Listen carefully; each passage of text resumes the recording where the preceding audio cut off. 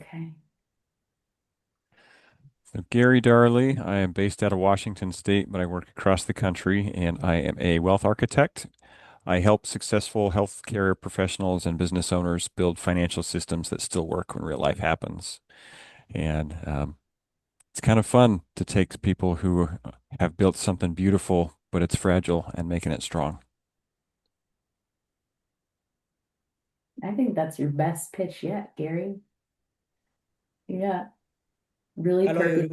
everyone. My name is Malak, founder of IQ AI Solutions, which is Washington-based company, and we help small businesses to reduce manual work using uh, practical AI tools for customer engagement and document processing and workflow automation. Here I am to connect with other entrepreneurs and learn what challenges they are facing and explore meaningful collaboration. Thank you. Awesome. Thank you. And thank you for keeping it going. Who would like to go next?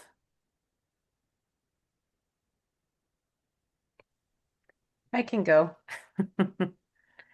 Hello, everyone. I'm Jenny Luke. I'm the founder of Mindset Meets Momentum and a mindset leadership coach.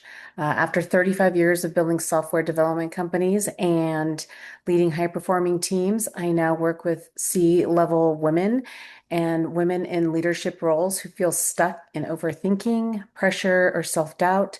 And I equip them with the mindset to gain that clarity, make confident decisions, and take that intentional action so they can live life at their highest level. Oh, and I'm in Boise, Idaho. Awesome. So good to see you again. Good to see you. Yeah. All right. Who's next? I could go next if no one wants to go next. Hello, guys. My name is Gavin. I am a co-founder of Links Media Group. We focus on social media content and giving brands, I guess, a social media space through short form content. And I'm based in Boston. Welcome. Are you two together? You must be. Yeah, Yeah, we're yeah, both he went through my co-founders. account, but I'm Junsa. I'm also based in Boston, his co-founder. Right now we're both in Boston working for the summer, and we both go to Boston University as engineers. And I'll Okay. drop the LinkedIn's into the Yes. chat just in case. Drop your links for sure. Christiane, welcome. I'm not going to put you on the spot, but just to loop you in, we're doing brief intros. So, who you are, where you're from, and what you do. Hi, I'm Christiane. I'm based in the Bay Area.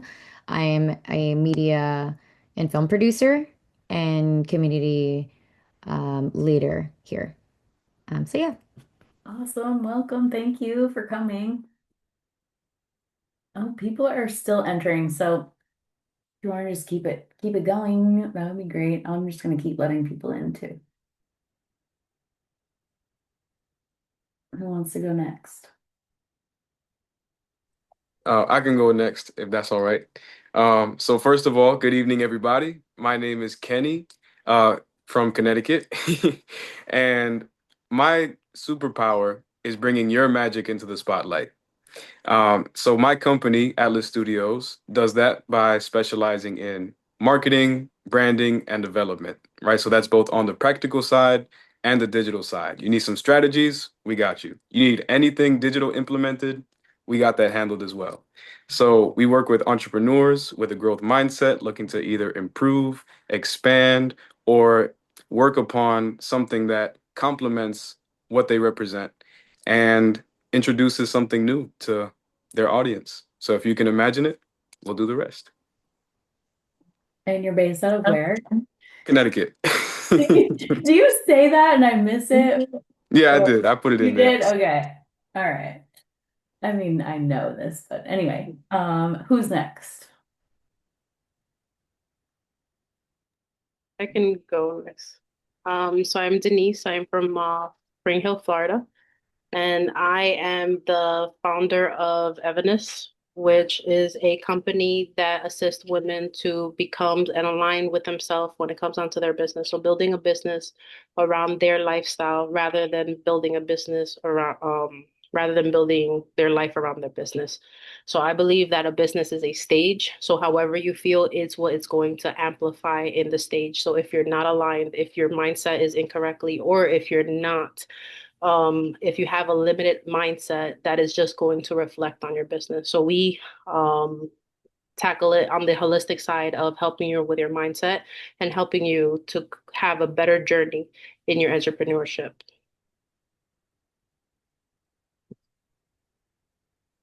Um, who would like to go next? I will call on you if you haven't gone. There's only 3 of you left. How about Joy? Hi, good evening, everyone. My name is Joy. I am based here in Houston, Texas. I am the founder of Cultural Flair. Um, it's kind of like an umbrella name, I'll call it, because my business spans 3 different services that we offer. It's kind of like a travel advisor plus a catering business that we cater for really anyone in Houston area. And pretty much, let me stop there for now. But I'm here just to kind of like connect with people and get to know, just looking for someone who can guide me in what I'm doing, pretty much. That's why I'm here. I'm really prepared. You're in a great spot. And if you have any questions too, as we start the discussion, like please feel free to um get what you need out of this because that's the idea here. So Appreciate it. yes. Uh Jonathan?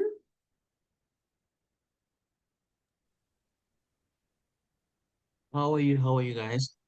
My name is Jonathan T. Bunzowabaya, and I'm a grad student at K-State, University, Manhattan, Kansas. I'm into materials designing, a bit of some computational modeling. So mostly what I spend my time doing mostly is finding new ways of designing materials using computational approaches like machine learning, like modeling and the like. So if you're interested, please be free to connect with me if you want to know more about it. That's awesome. And welcome.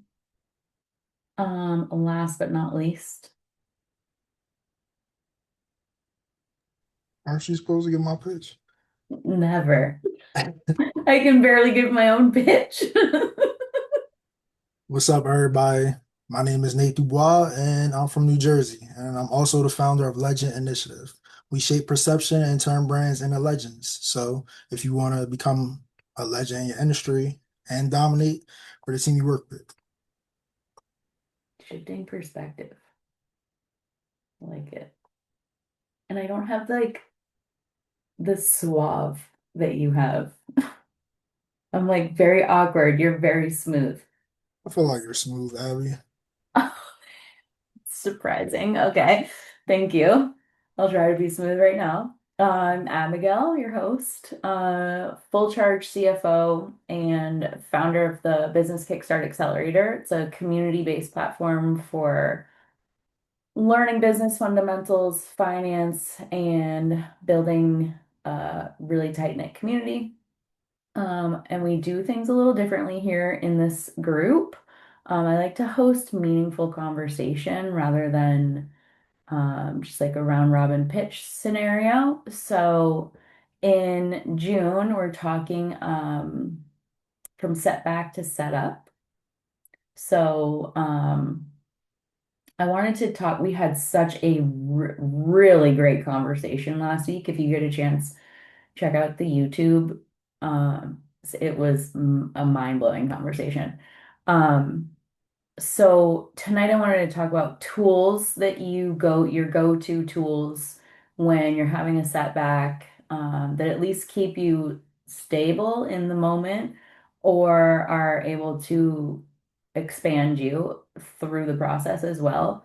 Um, and I also wanted to touch on alignment with your purpose as something to get you through a setback. So, happy to touch on that too, Denise. I feel like you could really add to that portion of the conversation too.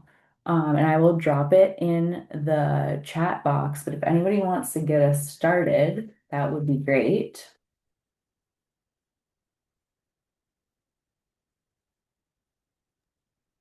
So I find that my mental state follows my physical state.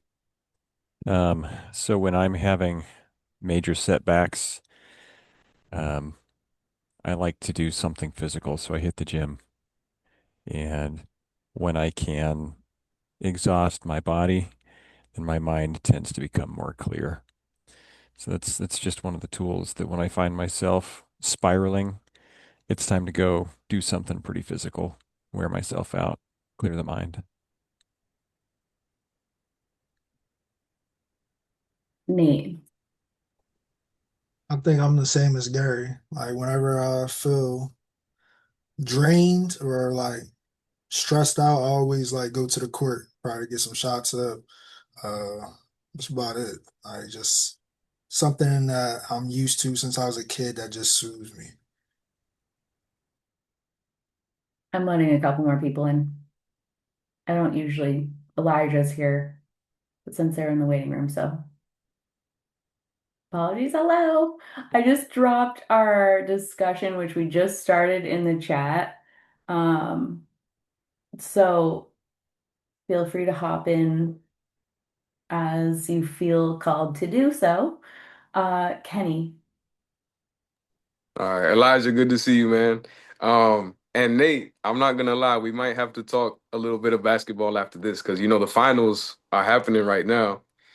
And everybody's rooting for the Knicks. But anyway, something that that helps me whenever I have a setback is kind of taking a step back, and Abigail knows this, the people who've known me in this group for a while. I've started to get into like breath work, just trying to relax, realign myself. And in terms of a tool that actually helps me like digest everything and put everything in like a contemplative box, I actually started using Reclaim not too long ago. It's great with like managing your tasks, making a to-do list, and also like scheduling. If you have a calendar, it kind of keeps tabs on who's making, meetings, who's booking with you.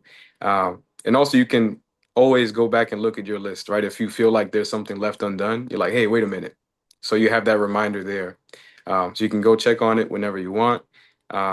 So that's typically what I do, right? When I'm feeling overwhelmed, I'm like, okay, just make it a to-do list, right? Put each one in a box, take it step by step, day by day, and just relax, relax. Everything is doable, everything is executable, um, if you separate it and execute. So yeah, it makes it a lot easier. You bring up some really great points. Denise. Um, so I have a few tools, but the one that I use the most is the general name known of it is like law of wisdom, which is looking at things in the aspect of what is this supposed to teach me? So anytime anything bad happens, is like, what lesson do I need to learn of this? Rather than going into the victim mentality, is seeing that anything that happens to us is working on us or working for us. So it's more of the idea of we aren't a perfect human being, but whatever we're asking for is going to come to us, but we need to be a certain person or have a certain behavior to get where we need to get to. So therefore, we need to have what's happening to us is to grow that muscle to be able to become that person. So since like looking, being more adventurous with how you look at the world and how what lessons you can learn, no, nothing is really happening to you but for you in a way. So that's a beautiful like set of mentality that no longer like takes you out of that victim mentality in a quick way. What did you call that? The law of what? The law of wisdom. Hmm. Thank you. Elijah. Yeah, Denise, I love that. I just for so many reasons, I think that the concept of Um, the lesson happens after the challenge, right? You never really know what's going on till later. And like I always like joke with our students where it's like people who want to be fearless need to find something they're scared of, right? So it's like you can't like grow courage without stuff you're scared of. And that's the paradigm of life, right? You can't grow in a lot of ways or have a lot of things without going through the part that sucks. But to answer the question, I uh I love these type of questions, for one. So thank you for this, Abby. But the foundational tool that I use comes from a life coach I had about like 20 years ago. His name's Hal Elrod. I don't know if you guys have ever heard of him, but you can look him up. Yo, pal Hal. He like died in a car accident and then was resuscitated. And he's been on Oprah because he writes all these books called The Miracle Morning. And but like back in the day, he used to sell kitchen knives like I did. So he actually was my coach for only $8.95 a month. So cheap, cheap, cheap. So I was like, Maserati or a coach? I'll pick coach, right? And the cool thing about it was he taught me this thing called the Miracle Morning that a lot of people have heard of. The initials are SAVERS: silence, affirmation, visualization, exercise, reading, and scribing. And I found that whenever something's going wrong on the outside, that means something's going wrong on the inside. And there hasn't been a time in my life where I have gotten off track and then I wasn't able to steer the ship, whether it be slow or fast, back on track with by just doing savers, spending my time. Now I've modified it. So for right now, for me, my savers, the first part is like a 7 minute breath work from Joe Dispenza. My affirmations is actually tapping with Brad, emotional freedom tapping that I do for my affirmations. My visualization is actually a mind movie that I had my team made of myself. So it's like a vision board, but it's like with music and kaleidoscope and all that stuff from Joe Dispenza. My exercise is going to the gym. So I just go to the gym. I actually do the SAV part in my car right before I go into the gym. My reading. Um, I've listened to audiobooks right now. I'm listening to Parallel Universes by someone, and that's a really cool book to listen to. And it's about like identity shifting and all these different ways to hit goals. And then my scribing, I used to do gratitude journaling from like the Magic, but I've been switching it up. And recently I've been using 2B Magnetic, TBM's journaling prompts because whenever you have like a trigger or something negative happens, it's like an opportunity. And I've never looked at things like that before. If I was pissed at something, I was like, that thing is the problem, not that there's something inside of me that makes me see it as a problem, which is 1,000 times more true. And it's like an opportunity to like clear that thing so that way it doesn't affect you anymore. So I've been journaling on like my triggers, I've been journaling on my limitations, and then doing like another meditation or self-hypnosis. She calls them deep imaginings, to kind of help me course correct. And yeah, we had our biggest month last month. And I started my savers again in January. Not like biggest month ever, but biggest month this year. So that's feels like I'm getting back on track. And a lot of times, for the other part of this question, where you said, how are you staying aligned? Um, the way that I stay aligned is silly. I teach the things I do. Because what I found is like, the second highest form of teaching other than execution is second highest form of learning other than teaching is, I mean, second highest form of learning other than execution is teaching.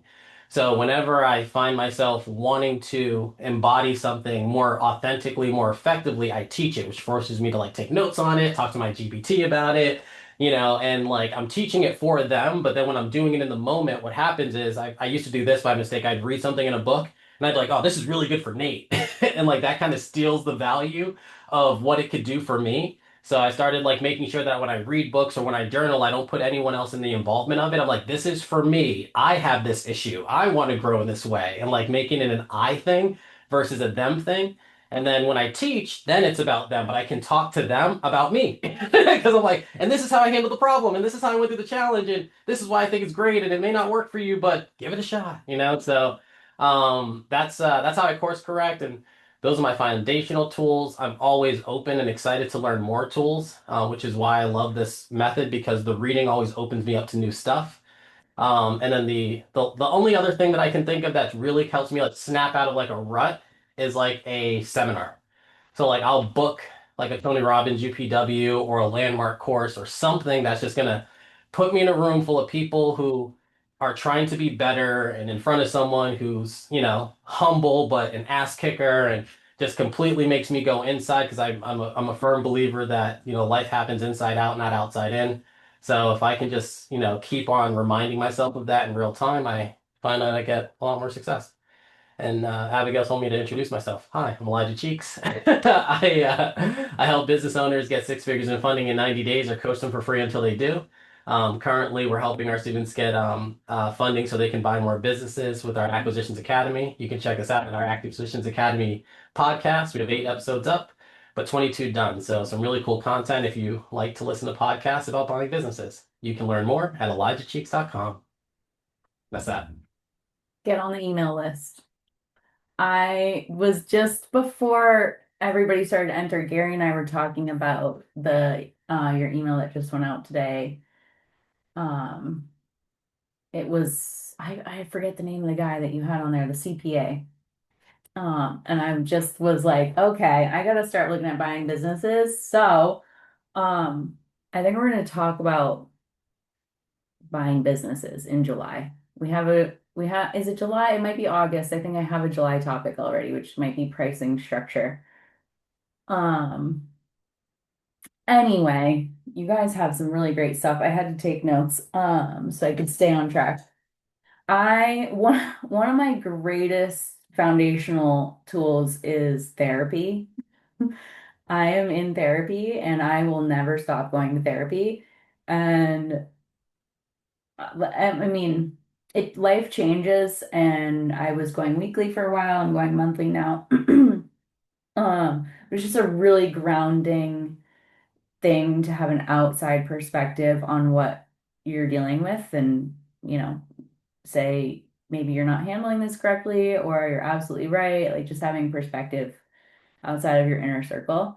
Um, Exercise as well. I was going to the gym every day for a while. I kind of stopped doing that back in January because I was moving around a little too much, but I walk every day, no matter what. Um, one of the other things I do when I notice like my mental health starting to slip is I stack one-on-one meetings with my clients. Like I know that's usually the first thing to go, and when I'm having a setback or my mental health isn't as great as it should be, and going and meeting with them in person is always a high vibrational conversation. I mean, we're talking big dollar values, big tax strategies, so it always resets me. Um, so that is like really helpful. The other thing, something, one of my core values to begin with is accountability. Um, but specifically lately, I've been looking at like some of my own patterns, and I've really kind of unlocked this level of like pattern recognition. And I don't strongly advocate for using ChatGPT as a therapist. However, I don't think it needs to know too much information about you, but I've already crossed that bridge. I am backing off of it a little bit, but I was calling myself out, and I was like, debating on entering a relationship with this individual and overanalyzing the situation like so badly. And ultimately, like I want to be focusing on my accelerator. I want to be focusing on my one-on-one accounting clients. And so as I'm like psychoanalyzing this scenario obsessively, I'm like, I need to transmute this into income generating activities and work and my business. So like taking accountability for obsessing over the wrong things. And whenever I find myself doing that, like getting on the computer and doing client work, organizing, project managing, connecting with my team. Um, that was like this past week a major shift in my mentality. Like I was called out by chat. So that was kind of cool. Um, but that's all I wanted to share. So, Jenny. All right. That was good, Abby. Thank you. Um, so when I experience a setback, there's two things that I do. Number one, I stop and pause and I feel the emotion. I identify what is going on if I feel afraid or if I feel angry. I make sure that I feel that. I literally don't think about anything else. I just feel. And I do that for 1 to 3 minutes. And sometimes it takes 1 minute and sometimes it takes the full 3 minutes. And what I'm doing is I'm allowing the emotion to process through my body. And then once that happens, I examine my thoughts. I believe we're all running around with thoughts and beliefs in our mind. And if we don't realize that we're having thoughts that don't serve us, we'll act on them and get results in our life that are not getting us closer to our goal. So when I find out what that thought is, I look for the facts. And then once I get the facts, and I take this very seriously, I'm like, if I have to go to court and say, this is the circumstance that happens, it has to be a fact, and I don't personalize it with other people or myself. And then the most important part is I decide, how do I want to feel about that circumstance and how do I want to think? And sometimes people think, well, a circumstance just happened and it's bad. I need to feel good about it so I don't feel bad anymore. But that's not the reality of life. Sometimes 50% of the time it's good and 50% of the time it's not good, and you get to choose how you want to feel about it. Like an example would be if you lost your job, you could feel devastated, and it could be you could have thoughts, I'm going to lose the house, I have to support my family. Or you could choose a thought like, this is an opportunity. I can now build that business. I can now, I felt guilty to step away, and now I get this opportunity. Um, and so let's see, I was going to say something else. But I do a lot of spiraling. I have historically. So now I've trained my brain. So in some cases, I can flip the switch really fast. And sometimes I literally have to stop and pause. Um, the second thing that I do is I take action, because if I take action, I'm in control and I've got my mind right to where it's aligned with how I want to behave, how I want to act, and with my goals. And that creates such an intense motivation. Um, you know, Getting out of that chair, pushing that button, working through all the mind work. So yes, and I take action and it makes me feel so good. That's it. These are all so, so great. There's so much to consider. Kenny. I would like to touch on an earlier point that Elijah made, right? Because he kind of plays the role as a teacher from time to time, right? And he kind of instills what he's learned to his students. Um, I think it's really important to have somebody there when you have a setback who kind of plays that mentor role, to have that kind of leader to look to when you feel a little bit lost, right? Or when you're experiencing something, like Jenny said, you might be spiraling, right? But to have somebody there to kind of center you and to kind of guide you, um, works wonders. Just a personal example. I don't have a therapist, but I do have a girlfriend. She just does it for free. So whenever kind of feeling anxious, right? And then anxiety leads to overwhelm leads to burnout, right? So whenever I'm feeling like that, on top of having the breath work and having the tool there, having her there also helps as well, right? Because she understands how I am. She understands, like, hey, maybe you need to take a break, right? Hey, maybe you need to, get on the PS5 for a little bit, right? I'll be honest, I'm guilty. So yeah, it really helps to have somebody there who knows kind of like your little idiosyncrasies, right? Um, and can actually tell what you need in that moment to be able to realign yourself, to relax, and to avoid, well, not entirely avoid, but make sure that you learn from that setback for the future. Gary. I just wanted to bring back to something that Jenny said about taking the time to acknowledge the emotion of it. because at our fundamental core, we are not logical creatures. We are emotional creatures who justify a lot of what we do through logic or reason. And just taking that time to acknowledge the emotion, feel the emotion, and then move.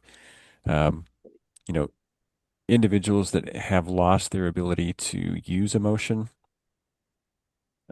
medically don't make decisions. They literally can't. You have to have that emotional connection, that emotional attachment in order to make the call and make the decision. So I just wanted to bring it back to that comment and acknowledge that you do have to take your emotions into account and recognize that they're there if you're going to be able to move past some of these things that come up. That is very interesting, Gary. Joy, hi. Good to see your face there. Hey, good evening.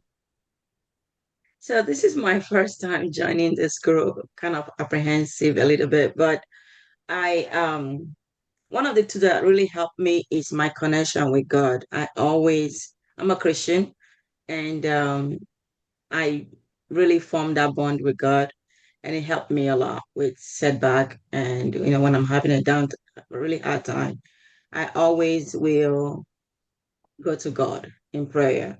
And I also have a habit, kind of like a routine of always reading my Bible daily. So no matter how busy my life is, I always make time to read the Bible. Maybe a psalm, it helps calm me down, kind of, just reaffirming from God. So there are some scriptures that I read that really kind of touch my heart and help me relax. And I have a very crazy busy life. So I work full time with Texas A&M, and then I have my business. So it's kind of like full time and then my personal business. So I'm not really focused on the business right now, which is why I needed help. And that's one of the reasons why I connected today, because I really do need a mentor and support to kind of help me realign where I'm going. And so for one thing, when everything feels so chaotic and I need to set back and really focus on why I'm doing this, it goes back to my why. So I think about my why. What is my reason for doing this? For wanting to create my business and set it apart. So when I think about that, it helps me to not give up and just keep, pushing through. And also, if I'm looking at the question that you asked, how you're staying aligned with your purpose. And one thing I do too is I also use my planner to kind of set goals and tasks and what I need to accomplish. And I try to kind of like reflect on it as time goes on. And if I have setback, I don't kind of quit. I think about, what do I learn from this today? What does this setback teach me? And pretty much that's what I do. And I was gonna tell you, Abigail, that I was very impressed that you shared that you go to therapy, because that's something that I was thinking about doing, because it's been a lot lately. I lost my dad a couple of years ago, and it's really hard to kind of cope with loss. And I think people grieve differently, and a lot of things will resurface.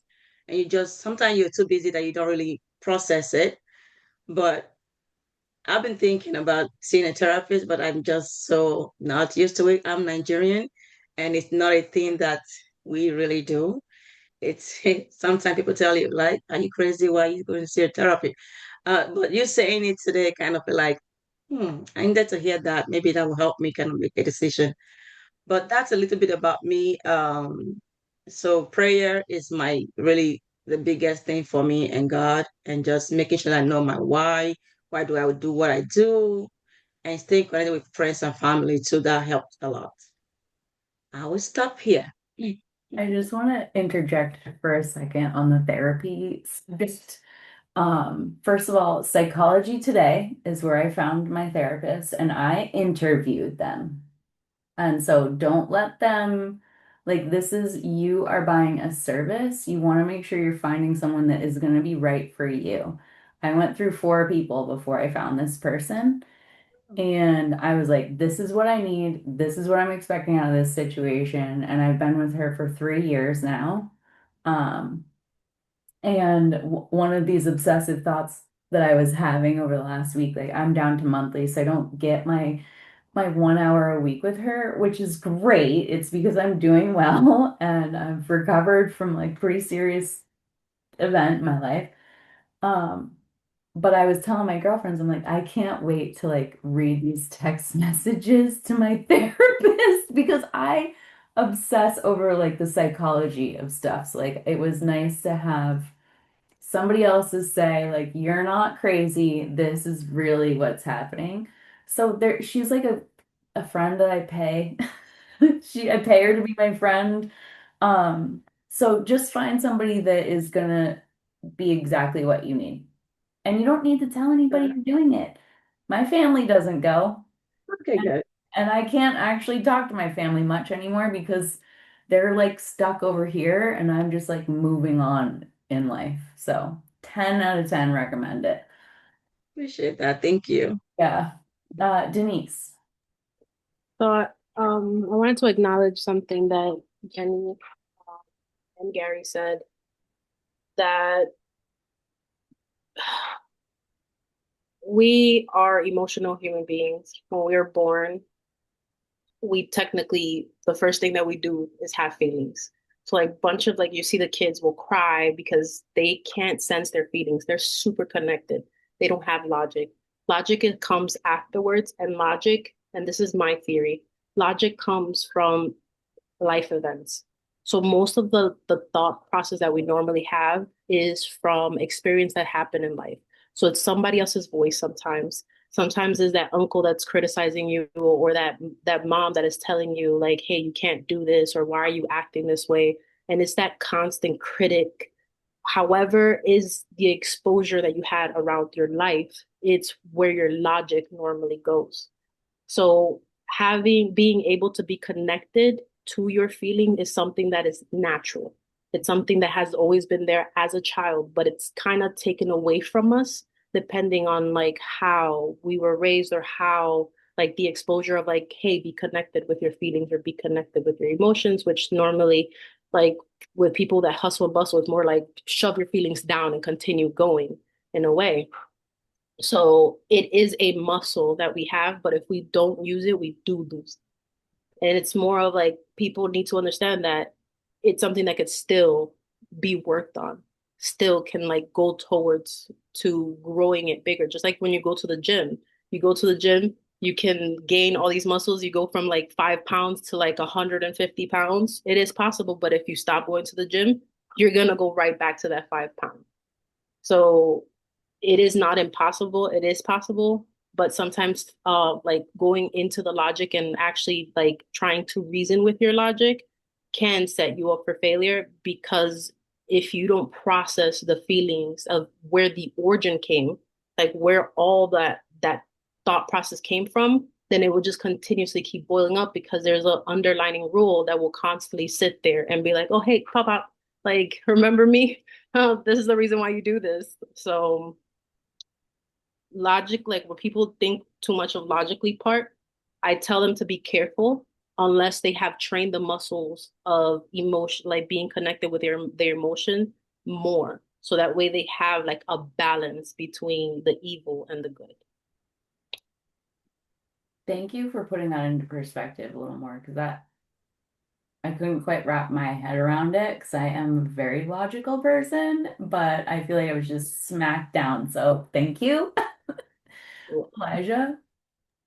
Yeah, so I have some thoughts that were stirred thanks to Jenny, Gary, and Ken. And the first one, when it comes to feeling your emotions and taking time out to look at the emotions, I do think that's a really useful tool. And I think that um, for me personally, uh, I was raised in a way where men had only three emotions. It was like anger, sad, or happy, you know? And there wasn't like a big spectrum of emotion, but like you, Abigail, I've done therapy. I still have my therapist after like 8 years, you know? And it's pretty cool because, and I wanted to say that out loud because it is stigmatized in the Black culture. My family's from Trinidad and Tobago, it's stigmatized there. My wife's family's from Haiti, it's stigmatized there. So I'm sharing that so that if anyone feels a certain way about it, hopefully that encourages you to be open. But at the same time, one of the things my therapist gave me, which I thought was like the most useful tool, and it's a silly one, but it was a piece of paper with just little faces on it, and each face was a different emotion. And he's like, "So, which emotion?" I was like, "Oh, wow, look at all of these things. It's like a rainbow, right?" And spending that time to like look at your emotions does a couple of things. One, when you don't look at your emotions and you just try to choose happy instead of angry, you are sprinkling glitter on poo-poo. Like you're not really fixing the problem. You're not really processing the issue. You're just kind of faking it, and your subconscious mind knows you're faking it. But when you spend time with it, at least what I found for myself, you give yourself the opportunity to claim the ladder of emotions, which is more logical. Like it's hard to go from like depressed to ecstatic, but you can go from depressed to sad, and then from sad to anxious, and then the anxious to hopeful, and then from hopeful to grateful, and then from grateful to happy, and right. And if you climb that ladder of emotion, it's way more effective. And then once you get to the other side, you feel like you've achieved something internally, which again allows you to take action with a lot more ease, so you can achieve things externally. So that's helped me in a big way. Kenny and Gary talked about utilizing people and community, and again, a big proponent of that. Last year, and this might happen. This doesn't happen every year, but last year I did not feel on track for my goal when I was closing the year. So I was like, I'm going for my biggest December ever because I didn't feel good about my November. And we did have a big December, but to do it, I hired two coaches at the same time, you know? And I was like, screw it. I'm gonna, and like, it was not a logical purchase. It wasn't like my finances were bustling. And I was like, oh, I'm gonna throw some extra money at coaching. I was the opposite, you know? And I knew that the coach was gonna close me on the call, and I was here for it. He was like, you're focused on what you don't have instead of what you want to have, and if you keep that focus, what's going to eventually happen? And I was like, I'm going to keep having more of what I don't want, you know. And he was like, so what do you think you should do? And I was like, all right, I'm going to pull it out of a place that I didn't want to pull it from. I'm going to pay in full, and we're going to run full speed, you know. And I'm renewing with that coach now. It's a Tony Robbins coach, so it's really, it's solid. It's really good coaching. That's the thing that always brings me back too, is hiring a coach, and a different coach from a different perspective. I've spent a ton of money on coaches. I've had like maybe four or five in the last like 2, 3 years, just because you sometimes graduate from a coach, or you need a coach from a specific type of part of your business or part of your personality.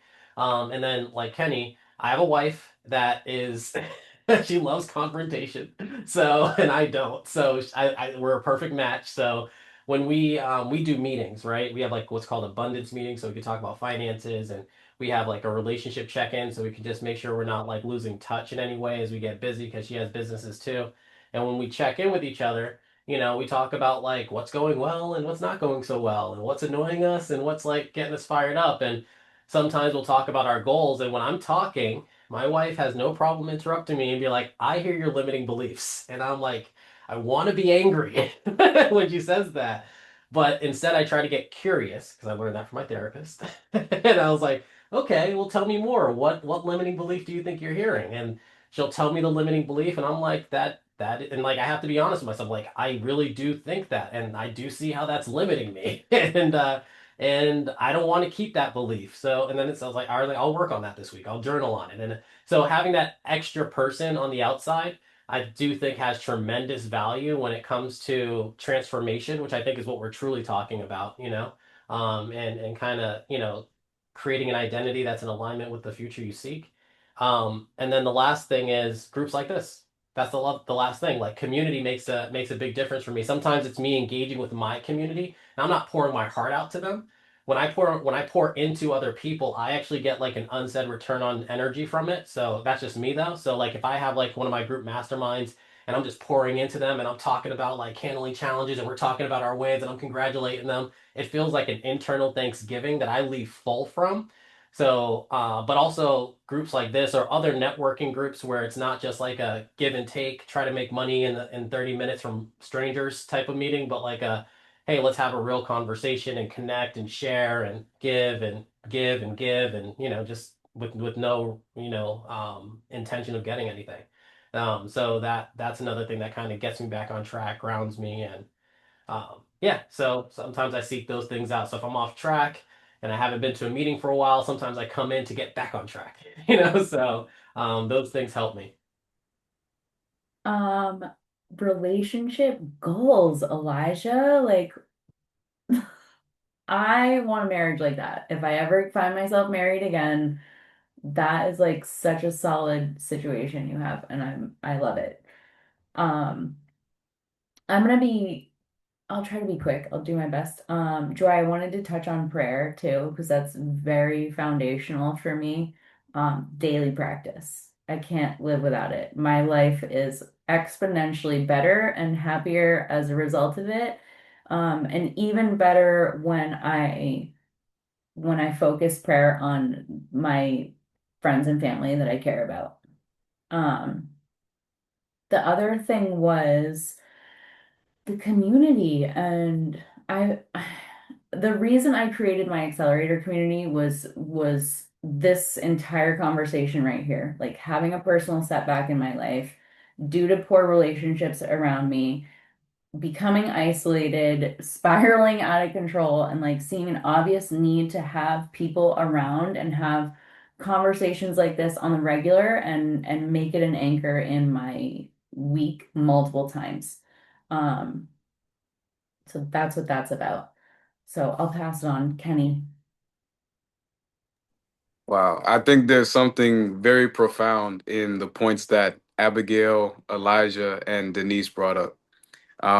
So last week I brought up the example of Robert Frost's poem, The Road Less Traveled, right? And I feel like some people who feel like they can take that road while drawing on experiences from their past, they're the ones who typically say, "Oh no, this is too hard," right? I should have taken the other way, right? And again, when you're in experiencing these setbacks, right? It really matters, one, who you have with you, right? Two, what your experiences have been up to that point, right? And three, the outcome of that decision, right? The results of it. So you could be walking down that road less traveled, right? You could encounter the first obstacle, and instantly you could say the logical thing to do, right? Drawing from your past experiences, is to give up, right? Because maybe you had a parent who tried to do something, they gave up on it, right? It didn't work out for them. So you instantly start to think, if it didn't work out for them, why would it work for me, right? However, on the flip side, if you have a support system in place, right? If you have that therapist, if you have that family member, if you have that significant other traveling down that road with you and actually showing you a good example of, hey, this isn't where you stop, right? This is just a pit stop. This is just the point where you refuel, get your gas, and keep going, right? So I think it really is a matter of someone going out there, whether it's in terms of a personal search of spiritualism, in search of a new business opportunity, or in search of new relationships, right? If you stop searching for those new things, those new experiences, it becomes a lot easier for you to stop when you hit that next gap, So always keep your head up and always be mindful of who you have around you and what new experiences that you're trying to create.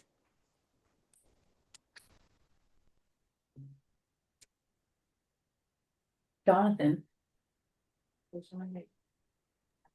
Interesting top points. I just had a question maybe while we're talking that I think there's one thing that we think we need to kind of like consider is just a reflection of what does it look like being better? Like when trying out these methods, how do I assess that they're working? It's an open-end question because just having that thought helps you at least to try out different methods as well that are working.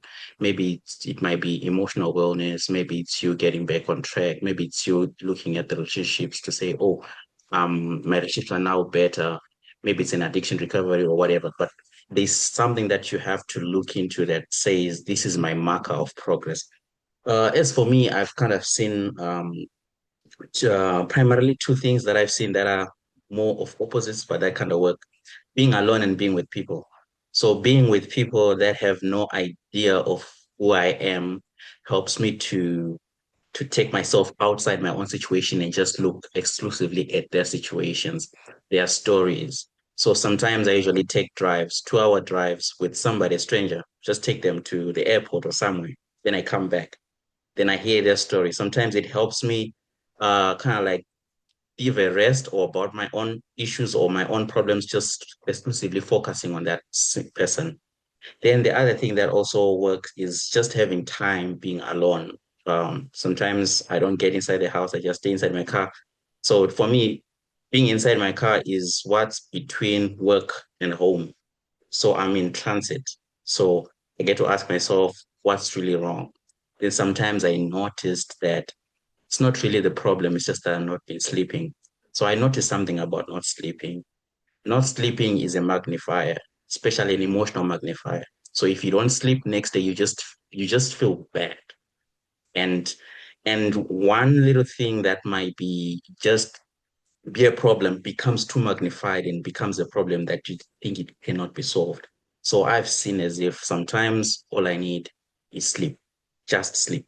And what's my formula for sleeping is when I'm sleeping, leave my phone in the dining room, put my phone on the charger far away, and maybe leave out the alarm only so that I sleep. And because the other thing that I've seen as a distraction mostly of sleeping and just giving yourself time being alone is social media. And there's so much an addiction of just scrolling, and it's easy to get hooked. I'm also an addict around that area. Then the last thing that I've seen that works also is music and intentionally looking for content that brings out something better. So when you're looking at music, you're not looking at music that goes along with the emotion that you have. You're looking for a music that is the opposite. So if you have a heartbreak, you're not looking for music that sympathizes or that empathizes with your heartbreak. You're looking for the music that is opposite of that. And also looking at YouTube videos of the exact opposite of what you are feeling. So that's kind of like what I think. Amazing perspective, and thank you so much for sharing all of it. I think you got us all going a little also. Gary. So I love the putting the phone in another room. I plug my phone into the bathroom when I go to bed so that I don't get stuck on the death scroll. And so that when the alarm goes off, I have to get my butt out of bed and go turn it off. And once you're up, you're up. So, Yeah, it works. uh, It always works to get you up. yep, it works. And 100% on the social media. Um, it definitely can suck you in, and I mean, it's completely designed to keep you in the loop, and it's good to break the loop. Uh, I wanted to focus in on something that was said last week, and it's something that I had heard during my early life as a soldier. You can quit tomorrow, and it's always tomorrow. So if you're having a hard day, you can give yourself that mental stop that I just got to finish today, and I can quit tomorrow. But tomorrow comes around and you can quit tomorrow again. And it was something that was beat into us quite literally, but it created a lot of strength and character in that you never actually quit. You just keep going. Um, and it was a point that was brought up last week and appreciated. So just don't stop and you'll beat 90% of the people out there. Yeah. Jonathan and Gary rightly said, I mean, they read my mind. So I was thinking the same thing. Really, when I upset, I used to listen the music and also do the meditation. That really helps.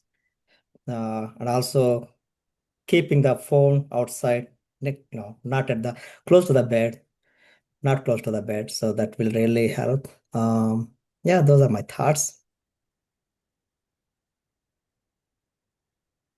Yeah, I agree. I thank you for bringing that back, Mhm. looping that back into Gary, the to quit tomorrow. Denise. I have a few things to say, but I want to give, I hope I say his name right, Malak, props because he raised his hand like 3 times and lowered it, and he actually ended up talking. So I'm like super happy he did. Yeah, Uh, a bit nervous because I'm trying to talk first time here in the big audience group, so I'm trying to improve myself in that area. Though technically is very strong, but I'm trying to improve the speaking skills. So yeah. well, And I'm proud also, of you some because reason I don't see any of these reactions and hand raising and none of these symbols. I don't see on the screen. I'm using the keyboard to I'm parallelly typing to see what hotkeys I need to be used to express the reactions. That way I'm doing. I need to fix that one on the Zoom. Some reason not showing up. It's down on the bottom. If you move your mouse around on the Zoom screen, there's a little heart and it says react. And Yeah, I'm new I to it as well. Kenny is the young guy here. He teaches us all the things. So, basically I use the same thing I see earlier, but some reason here I don't see that. In the heart symbol, I see only reaction settings and remove from the toolbar. Those are only the things I see. But yeah, I do not want it to take all of your time, so I will do offline probably. okay. Some settings might be missing or something went wrong. Mm-hmm. It's all right, Malak. We can have a coffee chat. We can talk about it. Awesome. And we'll teach Yeah. you. so Um, I'll keep it short and simple and sweet. There was a few things that Jonathan said that it kind of hit home, but also um the part that being alone, some people don't like being alone because they're afraid of like the thoughts process that are constantly in their head. They don't like sitting with themselves because sometimes they don't really like themselves or they don't like the thoughts that are constantly. So they numb themselves by going to social media or just continuously keep going back and forth.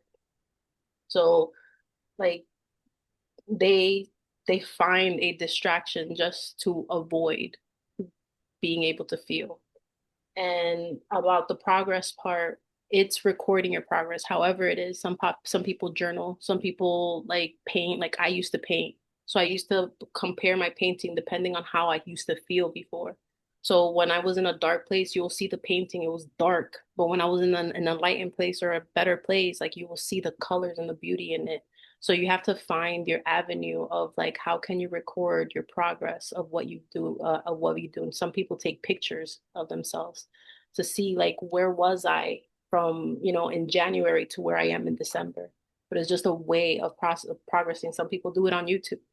So it's finding the ability of like what avenue feels the more aligned to me so I can see the progress. Because if it's just for us and we don't record the progress, then we have never ever made any progress at all.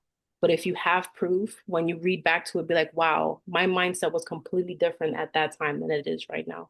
And you can start seeing the growth between that. And then what Gary said, one of the things that I like is when I feel overwhelmed and I know that I want to quit, is just dilute it to the most simplest part. So it's just if it's like something like walking or running or whatever, I'm not a very physical person. So when I get to a point, it's just like, what is the easiest step? It is just literally take a step and take another breath. That I know how to do.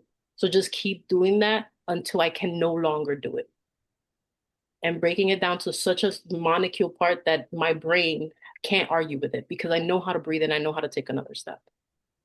So that's just the input that I wanted to put in.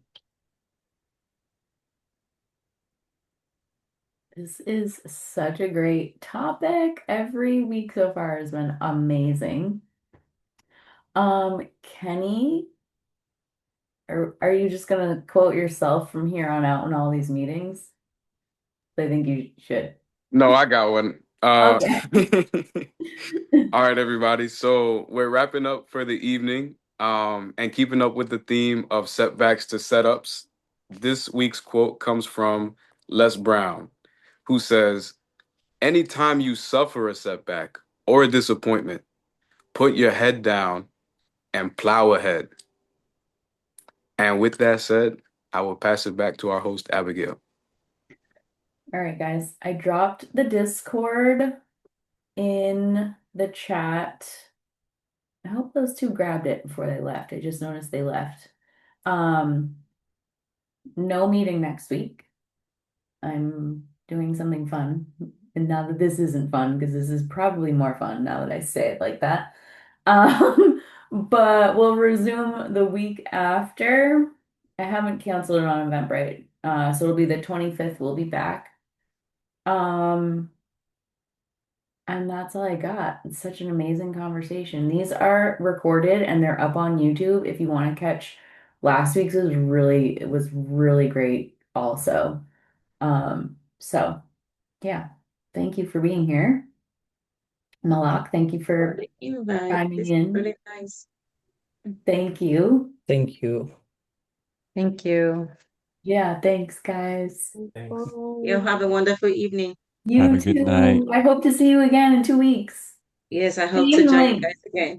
Yeah, Same Joy, link, okay? Jonathan, all the new faces. Thank you guys for joining us. Absolutely. It's Thank you. nice to meet you guys.